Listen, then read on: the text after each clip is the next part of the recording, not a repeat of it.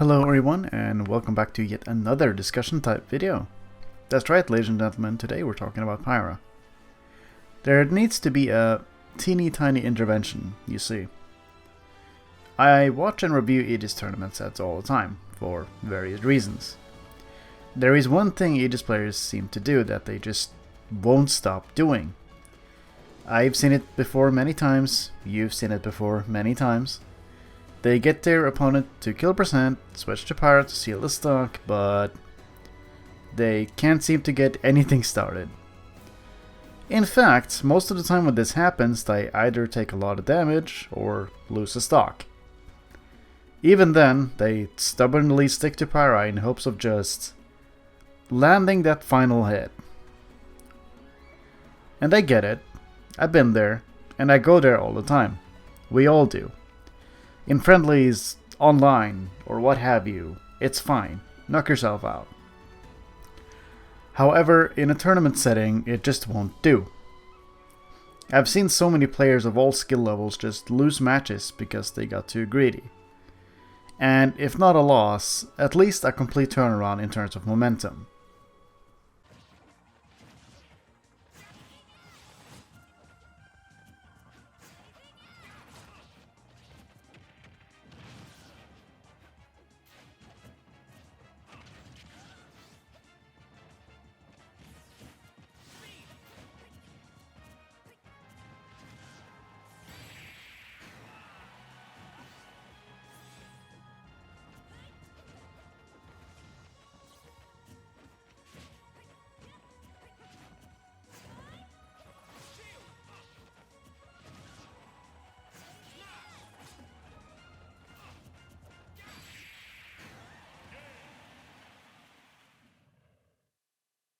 Okay, a long introduction aside, let me try to explain why it doesn't work and what you can do differently.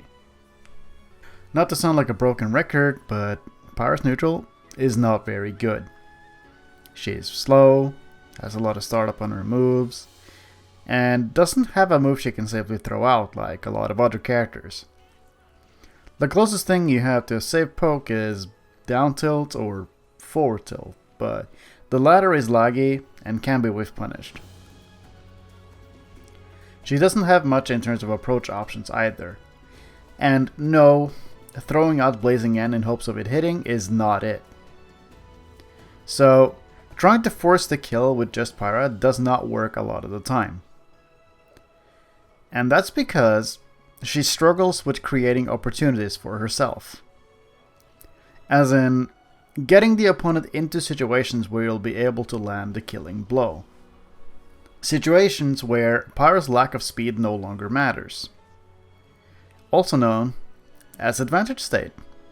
Juggling, ledge trapping, edge guarding, the corner, stuff like these. Scenarios where Pyra actually shines and should be used in often. How do you get there, you may ask? Well, you have another character strapped onto Pyra that's very good. I know it might feel very backwards when you have the opponent in kill percent. But if you cannot get anything started or miss the kill opportunity with Pyra, you switch back to mythra. An excellent rule of thumb I will provide is, if the opponent is back to neutral, switch back. Now the goal isn't getting the kill with mythra or anything here. But if you're able to, then by all means go for it. Now, the goal is to win neutral and create an opportunity for Pyra to come out so she can do her thing.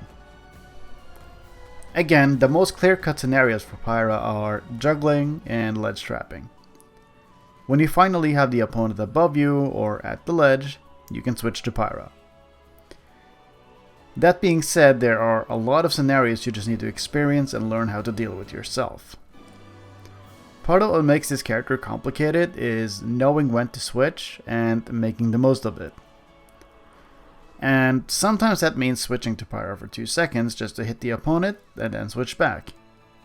Or staying mythra 90% of the game because Pyra just can't do much outside of advantage state, or vice versa because Pyra's range and power is just that valuable. Like against Steve, for example. Obviously it's also incredibly matchup dependent. Pyra can be out far more often if the matchup is good. Like against heavies, or characters that have little to no range where she can swing more freely. Against most top tiers though, I think she has to stick to advantage set if you want to play it safe. People somehow make Pyra work against Sonic, but I think that's just because she slows down the pace by existing. But yeah, I think that's a topic for another video. I just mainly wanted to discuss the bad habit of staying Pyra for too long. It's just so tragic seeing a player completely squander a match because they stayed Pyra for far too long. They had everything under control, but when it came to the kill, they just couldn't seal the deal. Sometimes people realize and adjust accordingly, and other times they lose matches and whole sets to this. It's kind of funny watching tournament matches and yelling at the screen for the player to switch though. And no, it's not a Cosmos thing. It happens everywhere, and now Aegis players have a reputation of being greedy when Pyra is out. Aegis just has a lot of different reputations and stereotypes, don't they? It's kinda sad. But hey, if people are more aware, things can hopefully start to change somewhere along the line. I will be completely frank and tell you that at this point, I use gut feeling for switching majority of the time. Which isn't always reliable, but when it works, it's incredibly satisfying.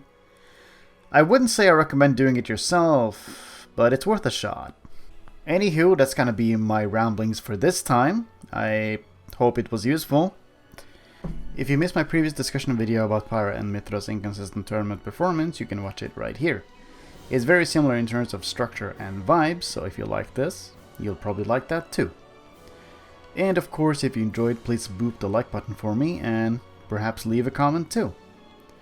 Likes and comments are what the algorithm uses to push videos out, but it also lets me know that you like the content I do.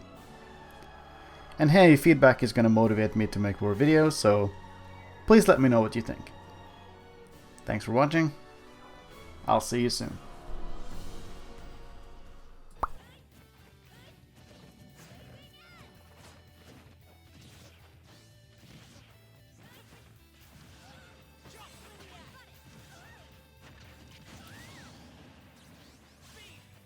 Boom. We're live. Somebody just sat down? Bro, Stop down? listen, Tom. Bro, pass my phone. Oh, what's your phone? This one. Oh, no. Yeah, got it. Yo, hello, yes, we're back. We're back.